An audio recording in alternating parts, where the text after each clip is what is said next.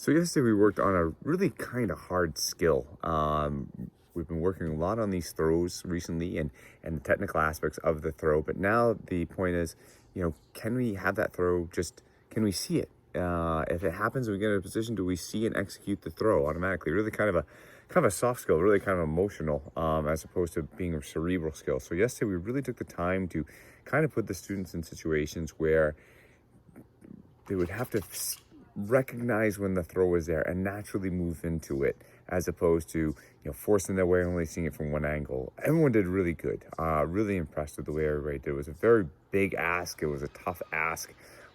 We got into some very interesting analogies yesterday about how a fight is like fighting with a spouse or a partner or a parent or a loved one, and to really kind of drive home the point. And it actually is a very apt point, but enjoy the notes from yesterday. Congratulations to all the students. They actually did really, really well with this. Actually, Mate, let's back it up for a second, because I think we're missing the base going on.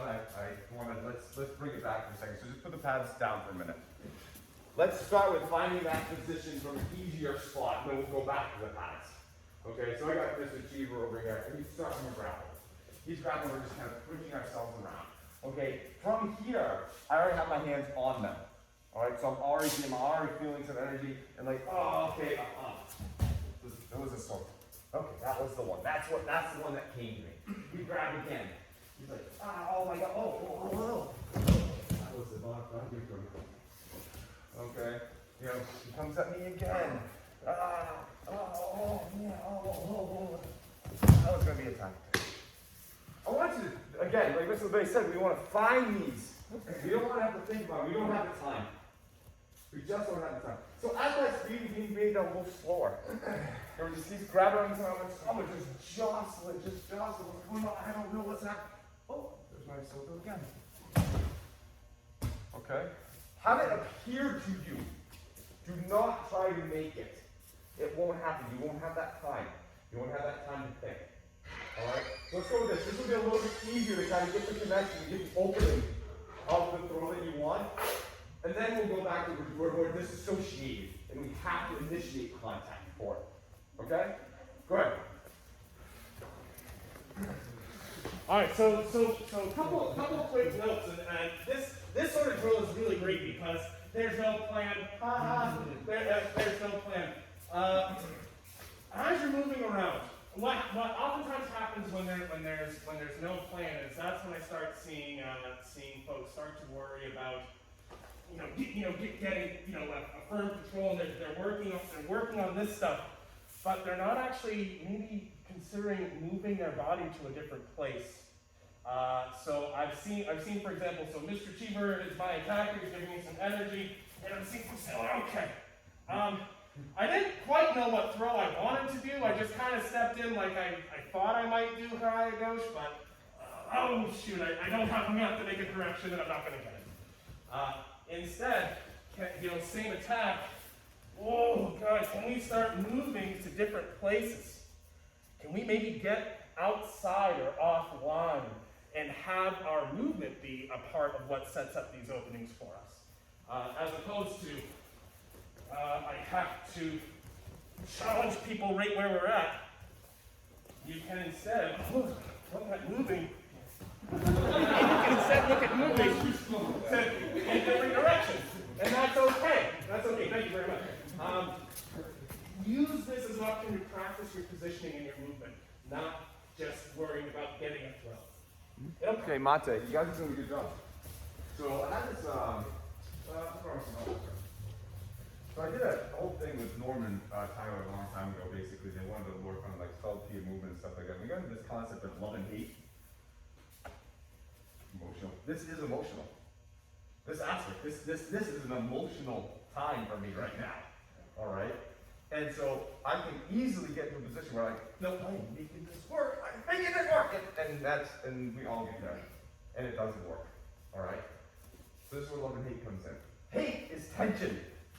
Alright? If I'm going on this, I feel a lot of tension in this line. He's resisting me. He's hating what I'm trying to do. So I can either try to push through hate, which is very hard to do, or I go right around the corner and find love. Love is acceptance. Love is acceptance of what he's doing. understand the concept? Basically what I'm asking you is when you find something and you realize this is not going the way you want and you have tension, you have hate building up, get out of there. Get away from the hate. He starts to resist. Go find a lovely place to go to. Don't fight through that tension. Don't fight through hate. Beat it with love. All right? Love is not there. Do you understand? Get out of there. Give them a hold so that their hate actually gets them in trouble. All right? So what I really want to see, so I got Adam here, is this fluidity of movement.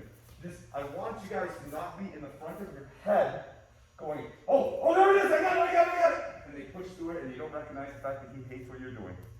And he's fighting back. I want you to just, I'm going to move over here. He doesn't like that. He stops it. Oh, okay, great. And you're open and aware. You're artistic. You're dancing. You're moving. This is an emotional thing. This isn't a cerebral thing. Okay? I want you guys to find it, but I want you to find it with your heart and not your head. Does that make sense? All right, go ahead. Couple more minutes to get back. So Monte, I got Jackie here. There you go. I got Jackie here. So some of these naturally kind of come about the way the energy's flowing between the two of us. Like, if we're perfectly neutral in our strength and power, we're just back and forth right here, we're not moving each other. All right, I gotta give way. But if for some other reason, because I'm pushing, I have a kind of advantage on that. I'm kind of pushing her back. Oh, there's my Soto. I have that power advantage. I've got her back on. He goes, great, there's my Soto all day long. Okay? Now, but if Jackie has this, she's pushing me, she's putting me back on mine. Oh, there's my Yoko Nagre. There's my Mariah Ghost. She's leaning into this. Right? She's leaning into those throws. If she's a little more powerful, maybe on one side than me, there's my Kali coaches.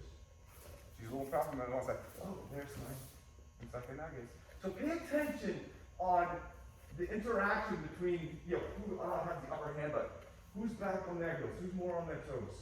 Where is that energy in between the two? You're never perfectly neutral, right? You're never perfectly at a standstill. One person always has a little bit of the advantage. Have that and give you an idea of what the throw is going to be. Does that make sense? Okay, go ahead. Thank you, Kurt Parker, please. Yeah. Mate, I'm so sorry to stop you guys again, but in an addendum to what Mr. White was saying, Mr. White was giving you some of the best advice you're going to get today on doing this drill. If I could You're welcome. Yeah. We're trying to be aware of what's going on with our partners. So Kim's putting on some kind of attack, some kind of pressure. Okay, sweet, it's forward. Oh, sweet. Oh, there's that part right there. Oh, she's moving. Oh, that's okay. We could start working with that. Here is what awareness is not. Awareness is not saying, I'm watching her right foot. She's pushing me around and I'm watching her right foot because I'm waiting for my opportunity to try to get to Ganse or Sotogake, and she very kindly gave that to me. Thank you so much, Mr. Mouse. Awareness is not focusing on any particular point. I'll hear some people say, where do I look? Where do I watch when I'm doing something like this? Nowhere really. This is, right here. This is a hard concept, especially if this is a newer exercise and you're a lighter belt. This is a hard concept. But what I want you to do is when we talk about awareness, understand that what we're doing is we're just trying to feel our way through what's going on. I don't know what kind of pressure you're going to be putting on next. Oh, gee, we're barely having a try here. In fact, slow this down. Slow this down, and this is not, I'm gonna get you. I'm not looking for that. What I'm looking for is the person's coming at you with some kind of energy, and we can just try to move with it. This is harder than it sounds. Awareness is not focusing on a specific thing. Awareness is listening and trying to get a sense of what this whole damn thing is. Boy, not a great analogy, but I think you guys see what I'm saying. I'm going to add another analogy to your analogy of my analogy. Analogy to analogy. Yeah, exactly. So we've all been in long-term relationships with somebody, parent, partner, spouse at some point in time. Okay? We've all gotten arguments with those people. All right, to the point in time that we know instantly, with the look on their face when they walk in the room, or the way they have tone in their voice, that we know this could go one of two ways. This could go badly, this could turn into a fight, or if I just do this, this will all just diffuse. Right? We've all done that, but we all know, we've all done it in our first life. This is the same exact thing. Okay? I have Adam. Adam comes at me, he looks at me sideways in the room. I know Adam's inside the room. Uh-oh. Didn't do the dishes. Oh, I didn't do the dishes. Like, oh, I can do one or two things. I can just say, well, listen, you son of a bitch! I've been working all day! Why don't you do the dishes for once? But he has just as many points to this argument as I do. And so as I see he's in a bad mood, I go to confront him. Well, he doesn't want that. He's going to confront me back. And I'm going to fight. No, I'm doing it. No, you're doing it. Oh, man. You don't know. Somebody's sitting on the couch that night.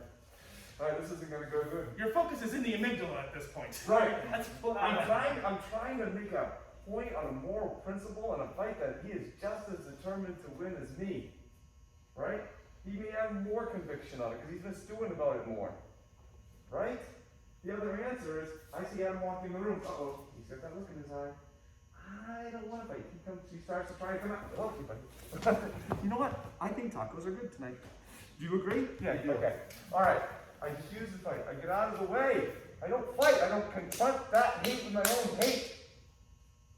I fight with some love. I get out of my way. Just let that thing diffuse.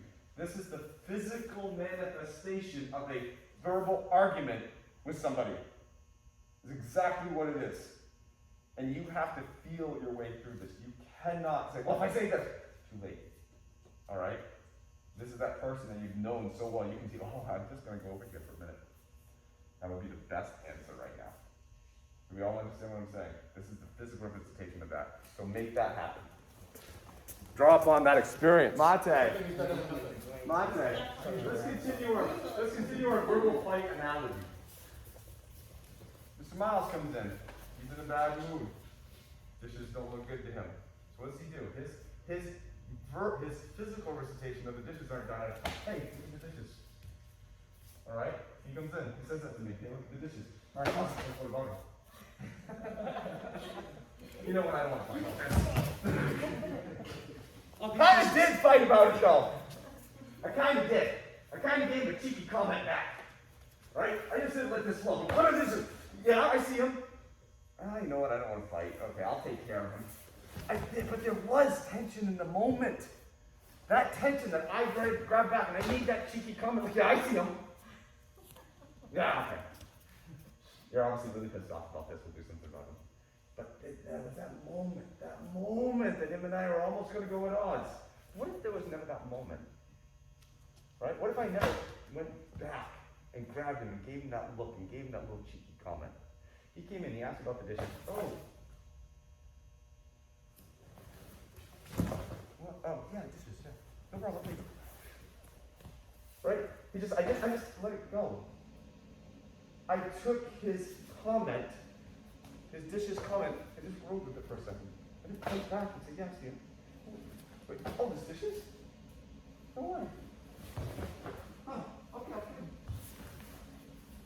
That's a different, there was no tension in that fight. I took your thing and just let it go. Absorbed it. Didn't fight back on it. And so this is what we've talked a lot about the body relationship in these fights and the tendency, because there is a balance tendency to just grab back and say, I'm going to stand my ground. Nah. Yeah, but that moment of tension. Let's get rid of that. He comes in, he asks me about the dishes. Oh. What dishes? Oh, yeah, okay. Good. No problem. No worries. Diffuse the fight right from the get-go. You understand what I'm saying? Don't give him the gas, you know? Don't give him that. Use your body. Resist that urge. That temptation, oh, I want to snap back and I see you're in a bad mood, but I don't want to do it. Okay, nah, fine. Yeah, don't give yourself that much. Oh, yeah, no problem. Yeah, you're good. One of the things I think it's important for folks to remember is when they're grabbing you, when they're coming in, and they're ready to have the argument, they're already stuck on the fact they have the argument. You guys remember every single throw we did, we know that they're already stuck to us. And so if we're moving our body well, it has a tendency to work. He grabs on, I can either take him and shove him and pull him, or I can move and go. Right? I can just adjust.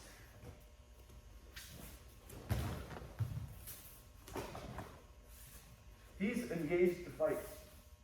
I can either re-engage and get that moment of tension, or I can take that engagement of that fight and just lead it down the path that I want it to go to. And that's me moving. That's not me driving back. Does that make sense? They're already anchored in the fact it's going to be a fight. Right. They came in ready to scream at you for not doing the dishes. Right. Or whatever the hell. Yeah. No, you don't have to be anchored to that. Right. They are. Right. It's their problem, not yours. Go. Okay, Mate. You guys are doing very well with not re-engaging and not getting that tension back. What you're doing is you're still engaging in the fight because you're going, are you mad? Alright? I'm not going, yeah. I'm like, oh, are you mad? I'm still in the line of the fight. The fight's coming right here. The fight's been put on me. Alright? And so what I'm seeing is you guys aren't re-engaging. Well, yeah, I see everybody like, oh, are you mad? Are you mad? Are you mad? Are you mad? Are you mad? You're still you're right in the line of the freaking fight. Coming this way. I want you to disassociate and get outside of the fight. Miles is attacking me, and the fight is right here. You guys are butt honeying him. Alright? Buddy, are you mad? What's the matter? I'm still in the fight. I'm still in the line of the fight. Two very dangerous words. What's wrong? What's wrong? Are you mad? No. I'm going to go outside of the fight and not even engage in the fight. So again, no tension. No, yeah, I see him. But no, oh, but honey, what's the matter?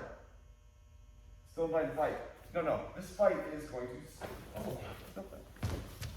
Luckily, a combative experience is not a long-term relationship. So this is not your spouse. Luckily, you don't have to engage in the fight. Right. You know, with your spouse, maybe a different story. But you get what I'm saying. But trying to get this emotional context added, that you guys can experience this from an emotional level, we have to go to another emotional context that's relevant. One that you can relate to. Alright, fighting with a significant other, fighting with somebody you've been in a long-term relationship, parent, spouse, whatever, whoever. Alright? I want you to totally disengage from that. Not just physically, not me and your investment, no. I'm not here. Okay? Alright, we'll talk about some other tactics I know we've all used at one point in time. But right now, what I want to see, again, very good job about, yeah, I see him. And not re-engaging these hands and making this up. Yeah, well, what's wrong with him? Like, oh, what's the matter? Oh. No, get outside the fight. Fight's coming right here. Get out. Move. Get outside that fight. Good, go ahead. Mate, to go along with our analogy of Sorry for both of this, by the way. I think this is hilarious. Okay, but it's so perfect. It's a poignant analogy for a reason, because arguments are the result of some kind of emotional conflict between people. And what's fighting? An emotional conflict between people. So there's a lot of corollary. One of the nice things about, here's how to win an argument. 1, never have it. 2, be unimpeachable. Be unimpeachable with what you're saying and doing. And the way that we're unimpeachable with what we're doing is we're going to keep our come on together. So what happens is, I have a long-term relationship with somebody. They know who I am. I know who they are. They're very pissed at me. They're attacking. They're doing stuff. But I don't have to change who I am. I can instead have some comfort and security knowing that no, I do know the truth of the situation. He's still attacking me. I don't have to change a whole heck of a lot about myself to make this work. What we can do is we can actually keep some confidence in our structure and what we are and who we are, right? Has anyone ever had an argument that you walked out feeling some self-doubt? I hope we all have. If not, I don't think you're thinking. But luckily we're thinking people. Unfortunately, the difference between my lovely wife, Miles, and the drunk dude at the bar is that, there's not really a long-term relationship here. This is, I need to avoid some danger and not get destroyed. So in this particular sense, I'm still going to be confident with who I am, but not in a no, fuck you sense. This is he's coming in, all F-bombs, and I'm just saying, no, I'm sorry, that's not who I am. And honestly, this debate is dead on accurate with this because we've all had that situation where maybe there's a little bit of self-doubt, self-loathing, maybe we're not happy with ourselves, and somebody says something to us and we automatically react because we have to feel like we have to defend ourselves. Like, yeah, but you know what? And what are we doing? We're re-engaging. We're adding tension to it. Right? We're engaging in that fight because we're taking this attack as personally. You just went to their battleground. You let them choose the Right. site of the battle. And then, yeah, you were exposed, and they got you, and you were automatically defensive. Versus like, no, I'm good. I'm surrounded. I'm actually good. I'm comfortable. I'm good with myself. You're coming out with an attack. Like, I know this is trying to get a rise out of me, trying to get me upset. Can't do it. You're good. So, long story short, use your come on. You're fine. Yeah, you're fine. Give your You're structure. fine. Let's keep going. Tim brought up a great point. Nature of the attack is going to kind of matter here. Here's what isn't an argument. I'm just sitting on her couch being passive aggressive. Yeah, you probably noticed that the more force you're applying as the attacker, and the more clear the direction of that attack, the easier it is for the person doing the throw, yeah? So if I'm coming in and I'm really just like fed her the throw almost. Now, I don't want to go down the path of saying, make this huge, gigantic, and obvious every time so your partner never has to worry about what they're actually going to do. But I don't want to do that, because that's too easy. But I don't want you to passive aggressively sit on the couch eating Cheetos. Okay? You're pushing, or you're pulling, or you're doing something. Yes! You just moved to a great spot right there. Those are the little moments that we're looking for on this. Do you guys see what I'm saying? This is not an argument. This is BS. Go in ready to argue. You're just going to lose. Because the other person's not going to have to deal with your crap. Anyway, keep going. Thank you. I don't know. I think you got to get your eyes checked though. So Mate kind of brought this up to a couple people here. When you don't disassociate totally from the fight, alright, I've kind of gotten out of the way. Jack's coming to me about doing the dishes. I'm sidestepping this big time. Maybe I didn't quite sidestep it enough. So what I'm doing is I'm leaving a little passive aggressive thing. Bitch. In the head. Don't do that. Don't do that. Get out of this fight fully. Don't say, yeah, I'm gonna be smart and go like jerk as I go through. You know what I'm saying? And what I'm seeing in terms of like you're disassociating, it's like, I know better than you. Once you see the shock look on their face, now you know you can try to drive the point. And you know what? That person's gonna come back and fight me later. They're gonna resent you forever. That fight's gonna come back. She's gonna come back and fight me later. Just because of that comment. But if I can get out of there, I'm like, oh, there's no point in fighting this person again. This doesn't work. It doesn't stick. It doesn't take. There's no point in even trying to discuss this with them. There's no point in even trying to discuss this with you. You won't even listen. Yeah, they don't want to fight for it. I'm out. I'm dealing with it. Another conversation I have with people too, is doing this analogy, is like if I don't get out of the way, and I sit here and I have this tension, I get my you cut me up, is I might win this argument between you and me, but I'm gonna get hurt. I'm gonna come out bruised, mentally a little bit. In this instance, maybe a little physically. I still will win, but man, it's gonna cost me something. I don't want this fight to cost me anything. They initiated it. Get outside the fight. Don't be passive aggressive. And you just move. You can later on decide if you want to be passive aggressive, but at least know that you're doing it. Understand, right? That you're asking for something. That you may be tempting fate with that one. Alright? But don't do it because you think you're actually outside the fight. You're not. You're just being a jerk. Does that make sense? Go ahead. So, everyone's getting more practice with this. What I'd like to do for a few minutes is bring back the pads. Let's grab your focus mix with your current partner. Now it's a text fight. Yeah. So the difference between a healthy long-term relationship and the guy accosting outside a bar is, in one case you may have a legal right to defend yourself and punch him in the face. So let's go ahead and do that. Let's bring back our strikes for a second.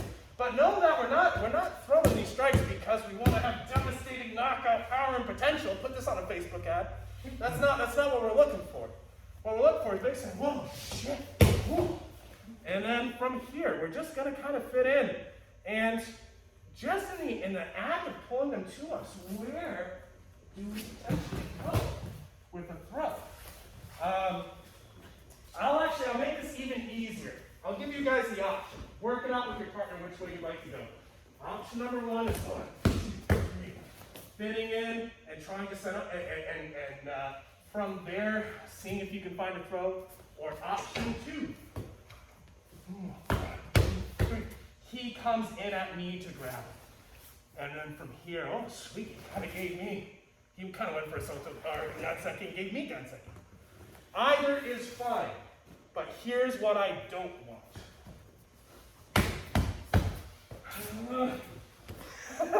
I don't want that. Either you're entering and finding a throw from your entry, or they are coming at you, and it is the same drill as the last room. Just now they have pads, it's very hard for them to hold on to you. Questions? 5 minutes with your current partner, we'll be switching. 2 things. 2 things for the group. One is when you're doing, it's important to be able to have good striking. Being able to punch effectively, kick effectively, and efficiently is important. That's a good skill to have. But imagine you're in a motorboat and you have the throttle, and we're off the relationship. We're in a motorboat. Is our significant other with us in this motorboat? Yeah. We're trying to prop their body in the In water. this particular case, they're sitting on the back. When you start a motorboat, do you go when you're trying to drive it? No. 1, because you flip the boat or tip it at some point, and 2, this is really hard on the engine. You generally don't want to do that. One of the things that I'm seeing is that first punch is coming in, and some folks are like, yeah, and it's like all full throttle, it's all go, and then they're like, yeah, but I'm sorry, and then we have to like back the throttle way back down. What if you never had to make that change for starters? What if I didn't come in and say, yeah, I don't think so. I'm so sorry I yelled at you. I'm so sorry I yelled at you. We don't want to do that. That's not very good argumentation either. They're going to resent you and be scared of you because you're unstable. Instead, the punches are coming in. What if this is just kind of again, more of an exercise in terms of flow, and these punches aren't a demonstration of your power and how scary you are, but just something that you can do because you're a skilled martial artist, and it's just part of your entry into something greater and grander.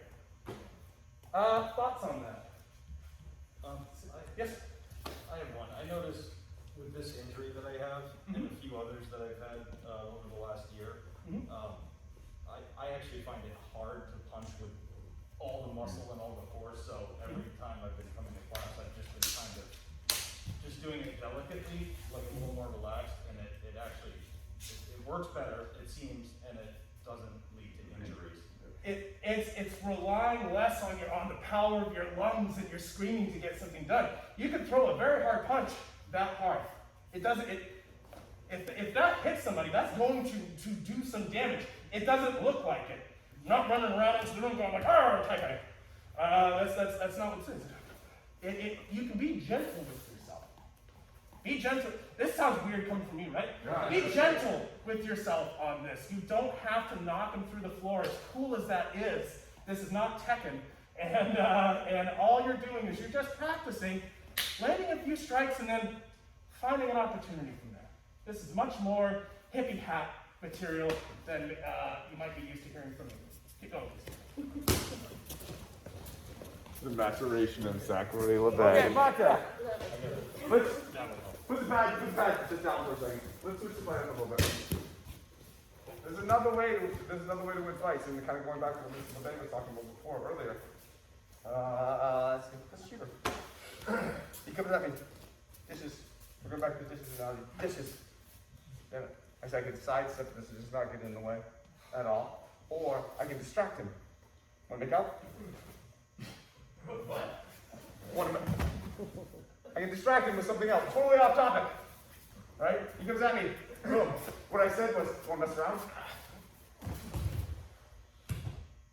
Distracted him from his fight. That's what hits are. It's the squirrel analogy from up. There's a squirrel. Distracting them with something. We all know this. We've all had this issue. And when, again, that relationship comes in and stuff like that. And then come out and say, yeah, what about these issues? Do you see the news? Right? What's going on in the news? Your ass is getting thrown. Alright? So we're using those punches to totally distract them from the original argument. They come in, they thought something was happening, we're using our punches, and boom! No, do you see this? Do you hear what the neighbor said about you? You know, boom, what do you want for dinner? You know, or hey, I got pizza coming. Like, what? Something so totally off topic from what they were expecting. They were expecting a fight. They were expecting me to like come back and I saw the dishes! What about it's your turn? Alright, I got a car. What? Well, now we have a different discussion, don't we, Miles? Yeah. Okay? Just a sec. Yep.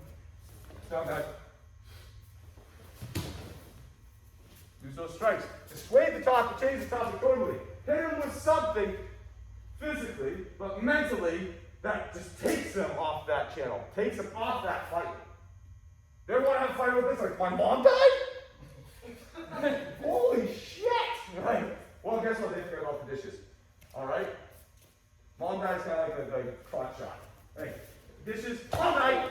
Okay, so you want to talk about the dishes again? No. Okay.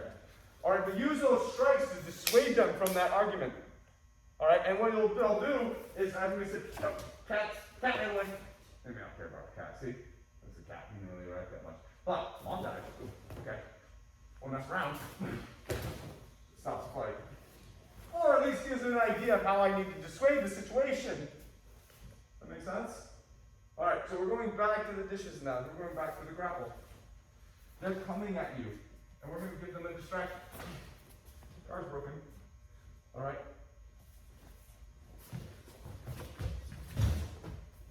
Alright, and then get into the throw.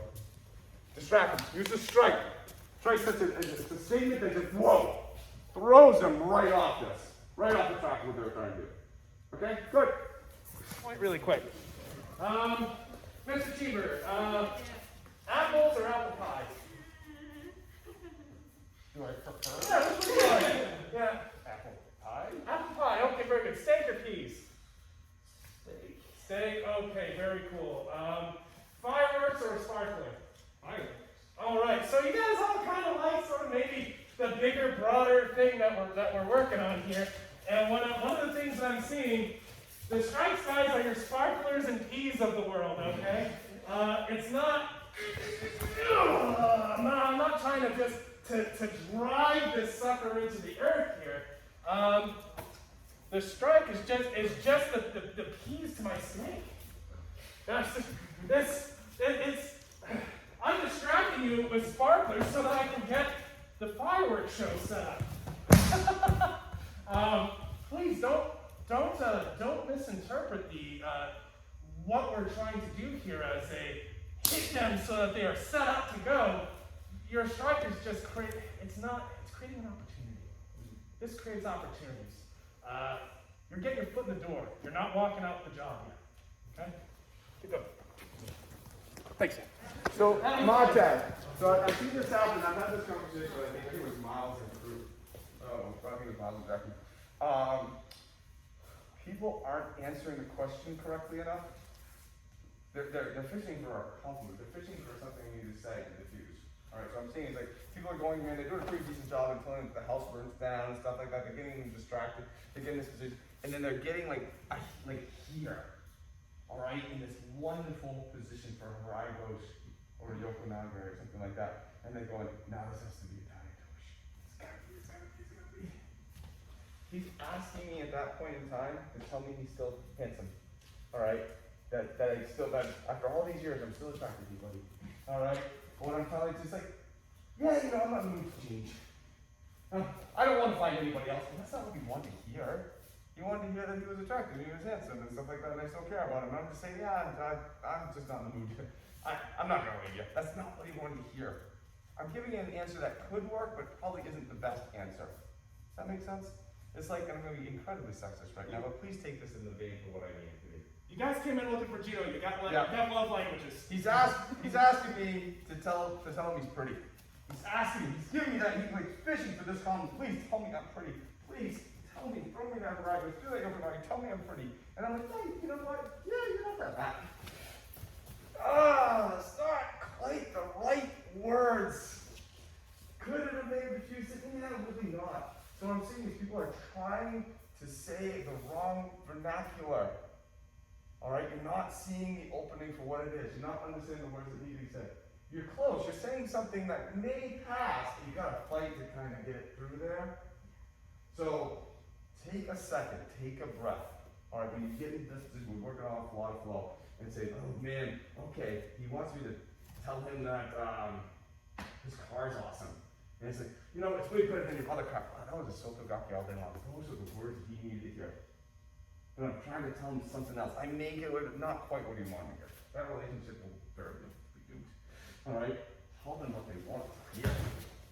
Alright? Makes your life, makes their life, makes everybody life easier. They're fishing for a compliment here, just not saying it correctly. So be a little more open and cognizant of what they're asking you for. Okay? And even if you're not unsure what to say, ask them. Alright? Don't volunteer. Just say, what do you feel right now? What do you think would be the best for you? Like, oh, Okanagan. Okay. Alright, fine. That's it. If you don't want to do the Okanagan, tell them something else again. Put them in a position where like the Thai twitch would be the better option. This is a good time to maybe slow down for a second, Yeah. because you actually have had a lot of volume and practice on the flow element of this. Yeah. This is maybe now a good time, yes, to slow down, use your opening, and then take a moment to figure out what might work best. Right. You guys have done such a great job on the flow side of it. Reward yourself by getting a chance to make this even easier. Yeah, go ahead. Yeah, absolutely. Okay, one last analogy on the analogy. Yeah. So we've talked about, we understood there's a fight coming on. Boom. She walks in the room, she's mad. I'm not going to re-engage. And go, yeah. So I'm going to get out of the way of this. Or I'm going to say, hey, look, oh my God, a plane. All right. But also what makes sense is we're talking about, oh, I'm not going to try to convince you I'm a good person by changing myself and giving you all these examples on why this technique would work. You're like, no, I know this technique will work. I'm a good person, and my structure is out. So your integrity is your structure, right? You understand that? How I say these words to her too matter. Okay? I'm in this position. We just had this over here. I'm in this position where, you know, this looks like it could be in the Sotogake. But the way that I say this next sentence could make the difference on how it goes and how it doesn't go. All right? And you say, you know, she asked me, does she look great? And it's like, baby, you look fine. Took her down. Those were the words she wanted to hear. Tone was off. Baby, you look fine. Different tone, different reaction. A lot more effective for me. All right? So you understand what I'm saying? The tone is now your movement and your flow and where you are in life.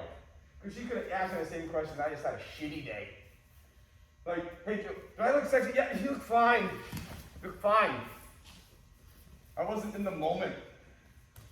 She asked me the same question. Oh, baby, what? Of course, you look fine. When you talk, there needs to be some Barry Manilow behind. Right, right. So one, it has to do where I am emotionally, but also has to do with how I reflect that onto the situation. Right? I could have had a bad day. I could have let that bad day come into this situation. I could have gotten tense. I could have just said the words.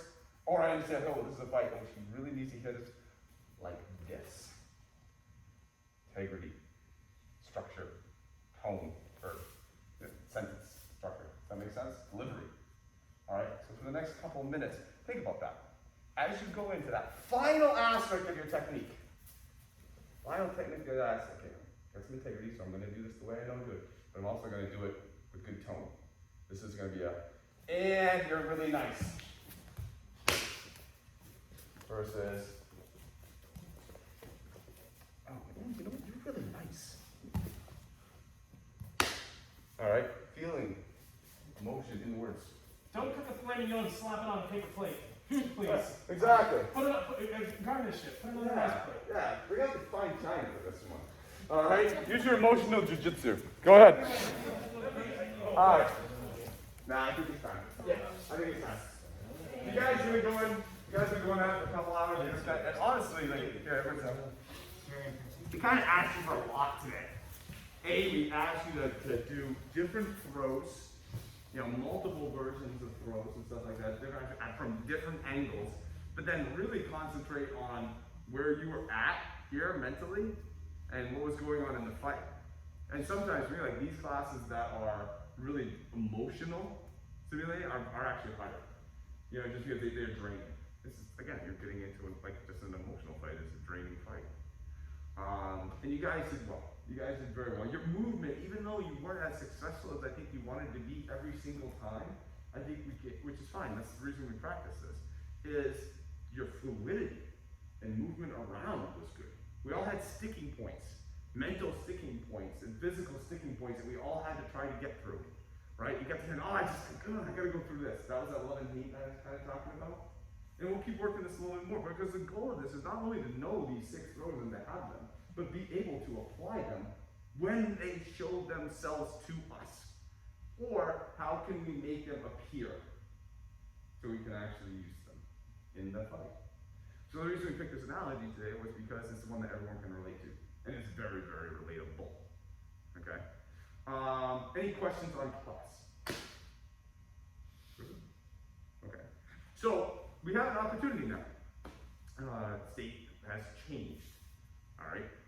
As of the 24th, the restrictions are lifted for people indoors and outdoors and stuff like that, which really wasn't that our major concern. But the mask thing has been changed. People fully vaccinated, people don't have to do it. So it gives us an opportunity to kind of basically, I think it's the CDC saying, okay, if you're vaccinated, you can go back to normal. Now, I'm not going to be a vaccination police. I'm not going to do that. I've already decided that no matter what, I'm not going to go that route. Because the way that I see it is basically we were in a situation before where people could have harm done to them unbeknownst to them. They could have somebody just walk by them who were sick, and they could get them sick, and they could wind up taking out some of their family. So harm was being put onto people unbeknownst to them, so we tried to make sure that those people were protected. Now, it seems like, okay, we're in a situation that they say, okay, you have the vaccine, you're fully vaccinated, you can't catch it. If you do catch it, you can't really transmit it, that you're sick. So you're given a mechanism. So for me, it's the people who don't want to get the vaccine, and I think now we're at that line where, well, that's a choice.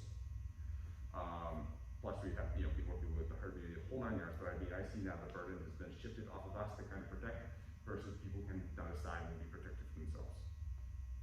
If you still want to wear a mask, you can wear a mask to class. Okay? If you're fully vaccinated, again with the state regulations and stuff like that, and you want to not wear the mask, you can take the mask. Okay? That's fine. You can do that. I'm not going to be checking records. I rely on everyone to do what they believe is right and good for themselves. But it also gives us an opportunity to kind of look at the class structure, what we've done, how we've been doing it. Normal, which I think everybody is trying to get back to, is us doing hour-long classes, a couple different, white, yellow, blue, red, green, brown, Monday, Tuesday, Wednesday, Thursday, Saturday mornings and stuff like that. I'm not thinking that, I don't know if we need to go back to that necessarily. I don't know if we want to stick with this necessarily. I'm not sure, I'm unsure. It gives us an opportunity. I'm not rushing back to that structure just to have it, just to say we have normal back. I think there's been a lot of benefits about having classes that we've had like this. I think, there's also, as with anything, there's other issues that come along with it too. Because you've only seen 4 teachers for the last year. I think not having Joe and ENTs and stuff like that is good for you guys. But I also don't know if having classes every night and separating everybody is the right idea. As I told Lynn and what's her name over here? Kevin, earlier, if I would have done that for you, you would have never worked with Miles or Aaron or Jesse. You would have never even met them, only in passing. And I think that would have been bad for you guys, and I think that would have been bad for them. So you're still getting the same amount of training time that you ever had before, if not more, with the way that we have classes structured right now in terms of sheer quantity and time. I feel everyone would probably want to have a great summer, and so they'll be distracted. And there's a lot of things you need to catch up on in the last year. So what I'm basically asking is to hear from everyone what their thoughts of this school is for you. All right, and I will do as much as I can without a tremendous amount of ridiculously amount of personal sacrifice to make that school the way that you need it to be. Okay? So if everyone has any strong opinions on what they like in terms of class structure, what the terms they like in times, what terms they like in math, no math, whatever you like, let me know what you think. Okay? And I will take that into consideration. Alright, don't get me wrong. If I don't do exactly what you think I should do, remember this is my business. And tough shit. I guess basically. But I will at least hear what you have to say. I promise you that. Okay? So we will probably be, over the next month or so, looking at, again, I want you guys to have these throws. That's the goal. That's the goal. What we've done doing the last 4 months to have that. But what I'm actually really kind of excited for is if we have the mask and all that stuff is gone, so all that stuff's lifted, we get to go to ground for the first time in the year, which is something we have not done, which will be unbelievably fun. I'm very, very excited about that opportunity for us all. So again, you can feel free to chat with either me or Mr. LeBay outside of class or any time. Call us up, send us a message. I don't care. Again, I'll take everybody's thought and feedback if they want to give it. I'll give it all due consideration that I can, and try to make this the best environment for everyone as much as I can. We are amenable to discussion. Yeah. Amenable to discussion. Yeah. But if you say, oh, well, class is 7 days a week and blah, blah, blah, yeah, okay, well, have fun with that. Not gonna happen. And I'm asking the instructors the same thing, because the instructors have had their own different version of what's going on here. Their own personal, things going on here in terms of structure and size and teaching and stuff like that. And so I'm going to take all that into account, and we'll come up with something that I believe is essential work for everybody going forward. All right, does that make sense? Yes, sir. Yep. All right, good job, guys. Nice work, guys. Nice work. God, thank you, Lana.